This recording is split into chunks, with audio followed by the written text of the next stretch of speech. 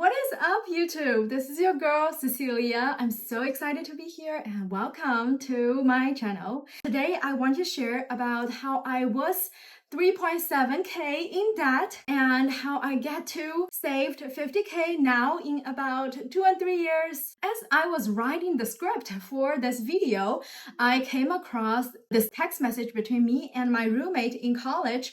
It was about junior year and we literally didn't even have $186. We two together didn't even have $186. So yeah, really we came a long way and it was such a good reminder. If you were at the same moment, I was there, I've been with you, I've done that, been there for sure. Savings can free us from being slaves to money. That's why I'm so passionate about this topic, because it gives us more options to do the things that we really wanted to achieve in life, to pursue our dream. With that being said, I wanted to start the video with saying there is no comparison. I did not do this video so you can compare with me or you can compare me with somebody else who did better than me, right? This is not the point. We all have different starting point, and I fully acknowledge that I am privileged. I was able to get the education that I wanted. My parents was very generous to pay for the education, and it's not the same for everyone. We all have our different starting point, but the whole video is if I can help you to save additional $5 through the tips I shared, that would make me so happy. So do not compare, and we don't want to become a slave to comparison as well. So let's get started. So I went into work in debt. I got my first internship job during college. I had to pay for an apartment that I was renting, and I had to pay 3 months of rent. 3 months of rent. So where am I gonna get that money from? I didn't have a credit card at the time. It happens to have a very rich and generous friend who was willing to help. She's so good. Thank you, Yanis, if you're hearing this. Shout out to you. She was willing to lend the money to me. So I started my job in debt. So I promised myself that I was going to pay her back in 6 months. That's the range I set for myself, of course, as soon as I can. I know immediately that I need to pay her back, so I need to have a strict plan. And what I did is I ended up paying her back in 3 months, applying a principle. So here comes my tip number 1. Stop buying your $5 coffee and stop ordering food deliveries. In that 6 months, I promised myself that I'm not gonna order any coffee from Starbucks, from Dunkin' Donuts, and I'm not gonna order food delivery from DoorDash, from Uber Eats. It's just out of the window. It's not an option, I told myself. So I decided to buy groceries and I'm only gonna cook my own food. You will be amazed when you hear this. You're like, oh, only $5. Is that like even money? You know, I'm telling you so seriously, it is real money and it accumulates. It's more than what you think. Let me do a quick math with you. If you save $5 a day, here's my iPad because I can't do that. So if you save $5 a day, if you're buying coffee for 5 days a week, that's $25 a week, my friend. And that will be $100 a month, and that's $1,200 a year. That's a lot of money and people don't realize. Let's say if you buy food deliveries 3 times a week, each meal costs you $20 and that's $60 a week. That will make $240 a month, and that's $2,880 a year. My friend, that's totally $4,000 a year that you're spending just on coffee and food delivery. If you can cook your home meal and make your own coffee at home, you just saved $4,000 a year. And maybe hearing that is not good enough for you, because some people be like, oh, $4,000 a year. No, because I want to be rich today, and today is not fast enough. I mean, don't get me wrong, I'm the same way, right? I wanted to have loaded of money in my bank account today, and it's not fast enough. Next minute would be nice. What you don't realize is your money can work its ass off. Just imagine those $4,000, 4,000 of $1 bill in your bank account working its ass off for you and making babies out there for you. If you do that for 5 years, imagine how much money you're gonna have. In 5 years, with interest that comes with money making babies, you're gonna have 23k in your bank account. And my friend, that's a down payment. That's a down payment for a house in Maryland. And in 10 years, the money is gonna turn to 50k. And that's down payment for a house in Rhode Island. You only did 2 things. It's not like you worked harder, right? It's not like you worked extra hour. None of that. All you did is just to stop buying coffee and cook your own meal. So my friend, with that being said, these 2 principles, really apply them and you will be able to save Let me remind you, my finance professor at college, he never came to the classroom holding a cup of coffee because he literally said to us, I don't do that because I know a $5 today can turn into lots of money in the future. Most people overestimate what they can do in 1 year and underestimate what they can do in 10 years. So that's what I'm telling you. Just keep it going. And at the end of the day, you will have down payment for a house. Simple as that. Now, here comes my tip number 2, which is pay your debt in full amount, or at least try. Don't ever just pay the minimum payment. It's not good for you because it is way more interest and it's like your money is working its ass off, but for someone else. Never, never, never, never, never do that. Try to pay as much debt as possible, and so you can be debt free as early as possible. Now, how will we do that? Is through budgeting and a cash flow plan. I know, and people like start yawning, like literally, I understand because that's how boring budgeting can be. And let me tell you, my mom is 65 this year. She did not go to college, and she does her budgeting plan on a piece of paper, use pen and pencil. And guess what? This lady, she knows more about her personal finance than me, who has a finance degree. So, and I love her. And what I'm telling you is this is not rock science. This is not even high school math. This is elementary school math. And guess what? You don't have to do it yourself. You can use a calculator. And there are so many apps on the App Store that can help you out. I'm just going to go through the quick logic with you so you understand what it is. Number 1, you would have your income, and that's your monthly income after tax. Don't count tax part into it. I'm going to put 5,000 for now because that's like an average. So you could earn basically 6,500 before tax, and after tax, let's just call it 5,000. And next, you're gonna do on the right side of that, you're gonna put your expenses, and I like to put them in categories. For example, I'm gonna say my grocery, rent, utilities, transportation, subscription, social, clothing, makeup, and gifts. So I'm gonna have all these categories. You can add more if you have more. And what am I gonna put a rough estimate for those? And where can you find your rough estimate? From your past bank statement, right? And just go and check to do a rough calculation of the estimation. So I know my grocery cost per month when I was living in Boston, it was around $400, and my rent was very high because I was living in the city. So that's $1,200. And then here goes for all the categories. I did a rough estimation, and then I sum up all my expenses, and that's $2,380 for my expenses. And guess what? Just do the simple math. Take out the expenses from your income, and bam, you have $2,620 left for you to plan. Now, what are we going to do with these, right? So number 1, if you have any debt, pay them, right? So if you have student loans, you would pay the fixed amount, let's say $500, and then you have your credit card bill. Credit card bill can come with very, very high interest. Usually it's like 16% to 25 APR. So you want to pay them in full as much as possible. Let's say the last month I spent $1,500. Let me pay it in full. I don't pay minimum because it's not worth it. And then I would have $620 left. Those can be my savings. Part of them can go to my emergency fund. Part of them can be saved up for medical needs and all of that. But those are your savings, guys. Basically, that's the whole thing. That's all it is about budgeting. It's not as hard as you think it would be. You just write down your monthly income and write down your expenses, do the math, and plan the leftover, and pay your debt, and the rest are your savings. It's that simple. There are lots of apps on this market that can help you do that.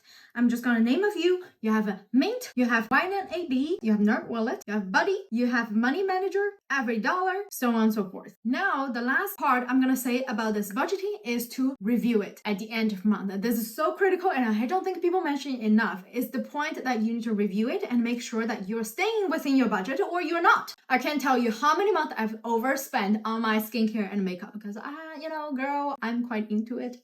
I have tons of makeup and skincare, and I just bought too many. Oftentimes it happens to me that next month I cannot buy any skincare or makeup, and that's okay because I overspent the last month, right? That way I'm staying on track. And what happens is inflation, your grocery bills could come up higher and you want to make adjustments, and $400 may or may not be enough for you if you're living in a big city like I did. Then maybe you need to adjust. It needs to be realistic so you can follow it.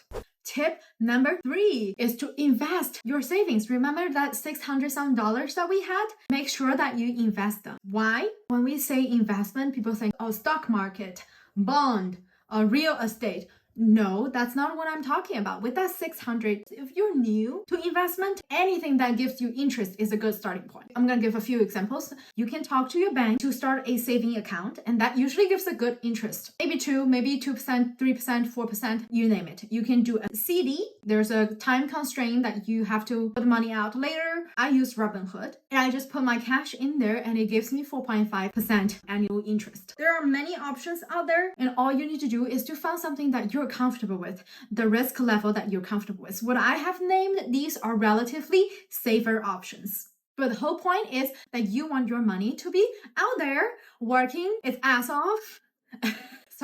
Working harder and making new money for you. That's the whole point. Consider them as your employees. Make sure that they get to work and make sure they work every day. Now, on to tip number 4. Try to sell unused things on eBay. When I first did that, I was like, really? Like, is it gonna get me anywhere? I'm telling you, it is going to get you somewhere. So towards the end of my college years, I had to move. So I figured I will start selling some of my unused things. There's one wallet. It's a Coach wallet. My aunt gifted to my mom, and my mom gave it to me, and I used it all my high school years. And starting in college, I decided not to use it anymore because even the outside looks good, the inside, the leather was starting to peeling off. So I decided to just put it on eBay and see if anyone wanted it. So I just put it there, and I was being honest, right? The whole condition, I was like, the outside looks good, inside the leather looks like this, and it started peeling off a little bit, right? I put it on there. As soon as I put it on there, I think in a few days, someone reached out and someone said they want it, and I was like, great. And I sold it for $8. And the buyer even commented like, the wallet was awesome. I'm so glad to have it. I was like, oh, great. This is something I totally don't need because I don't know what to do with it. I'm going to toss it into the trash can because it's just something I no longer need. And I'm just so happy that someone else can use it for the reasonable price. And I got my $8 back. One more, I even sold my AirPods box. Yes, you heard me right. The empty one. Apple made them. Yes, sold that for $5. Guys, who would know? Like, who would know? These empty boxes can be sold for $5. But yes, you can sell them on eBay. You can cash them out, and that's a great funding because I have so many things. I sold my unused dresses in the closet, just like looking pretty, but I won't ever wear them. Sell them on eBay, make a picture, sell them on eBay. I decided to come to my comfortable corner for the second half of the video. So here we go. Tip number 5, which is to earn extra. I know when we talk about savings, we're like, do I really need to work harder? Sorry to break the news to you, but yes, if you want more savings and want them fast, and remember they kind of go like this in the future years, I really think it's worth it to work a bit harder now so you can be financially free sooner. And I have done many part-time jobs in my life, and especially as young adults, it's really good for you to build up your resume and build up your skills during these part-time jobs, during these internship opportunities. I'm just gonna list a few and how I select my part-time jobs. What I like to do is you have a column for your skills and you have a column for your resources. For example, number 1, if you can drive. I know people are like, driving is a skill. Yes, it is. Your girl right here still doesn't have her driver's license. And the resources, if you have a car, you can become a Uber driver. You can pick up people on your way to work and on your way back from work. And those are just 2 times extra money for you. And next, if you can speak English.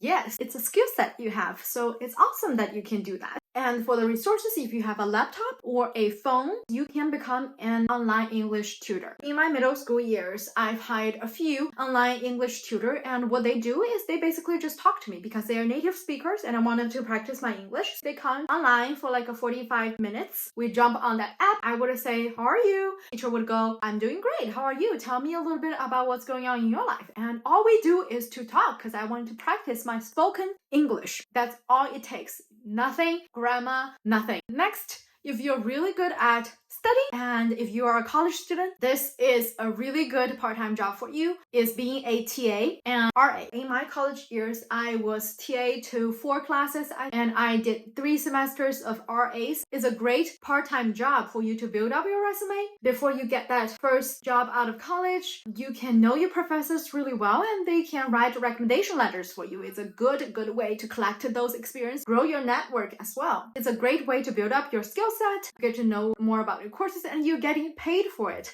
That's the best part about it. And for my fellow international students there, understand that you may or may not have a working visa. It's legal to work on campus for up to 20 hours a week. So RA and TAs are really good for you to earn that extra bucks out of your college life. And we all know how tough that could be. I'm glad that you are here with me up to the number 6. Here we go. So number 6 is to buy quality things. I know it sounds like, did I just hear you right about buying? Yes, you did. Yes, you did. Because to save does not mean to not spend. To save means to spend wisely. Oh, did I just say that wise thing? What a sentence I just said. Okay, let me repeat because it's so important and it sounds so good. To save does not mean to not spend. To save means to spend wisely. You want to buy things that you truly, truly love and would wear, would use for a long time in the future, because those are things really worth it. You don't want to buy crappy things that would break down, or you're like, oh, the quality is just not there. Toss it out. Like after I wear it one time, 2 times, it broke down. I'm just gonna use me shopping for dresses as an example. I have 2 principles now. First of all, I don't buy clothes that I don't know how to match. Looking at it, I'm like, do I know how to like match it with my jewelries? Do I have a pair of shoes that goes along with the dress? No. Then no. Then say no. Because it's gonna end up in your closet forever. Second is I buy timeless looks in higher quality. Let me use that example in my budgeting sheet, right? I plan $200 a month for clothing, for example. I'd rather buy a piece of dress in that $200 a month than buying 5 dresses with that $200, because if that dress looks better on me, right, has a higher quality, and I know I can wear it for 5 years, for 10 years, that's the dress that I want. Now introducing tip number 7, which is to be generous. I know, it sounds so counterintuitive. I get it. I mean, even when I came up with it, I'm like, oh, did I just say that? It's so counterintuitive, it does not make sense, right? I want to save and now I have to be generous, like what? So I'm with you, but wait till you hear this real story. This story is between my parents and my grandma. Over a decade ago, my father and his 2 brothers decided to buy a house for my grandma. All 3 of them gonna contribute, so 1/3 for each. But somehow during the process, a brother dropped out of the plan, no longer gonna pay. So my parents decided, okay, we will cover additional 1/3. So they paid 2/3 of the cost. At the time, they were just being generous and kind to my grandma. About like 5 years ago, the government had a reconstruction plan for the area, so they tear down the house and my parents got compensated for 2/3 of that house. It's around 300% return on investment. And who would ever know? Honestly, no one expected. It wasn't part of plan when they purchased it. Because they covered that 2/3 of the cost, the return was also 2/3. It was fruitful. So what I'm trying to say is not that to be generous will guarantee you such a return. And my parents weren't expecting any sort of return. What they saw was my grandma was able to make friends with her neighbors who were also her same age, right? And they have lots of topics to talk about all day and they keep her accompanied. She was happy when she lived there, right? And she passed away last year. I'm so glad that she was able to spend her last few years in that neighborhood. To be generous, really, it's not something that you expect a return in the form of wealth, and it could come back differently. It could come back as in joy, peace, friendship, relationship, and all of that are much more valuable than money. And you can consider it as saving at different form. You know, it's a saving at the relational, emotional form. At the end, savings frees you from being a slave to money, and so is being generous. It goes side to side, because what you need the savings for are for emergency times, are for times like this. And yeah, so that's all of my tips above. If anything that I shared today that was helpful for you, definitely drop me a comment and let me know, because I would love to hear that. And if you're interested in hearing me talk about my resume and my interview tips that help me land my 6-figure corporate job, definitely stay tuned and I will see you next time.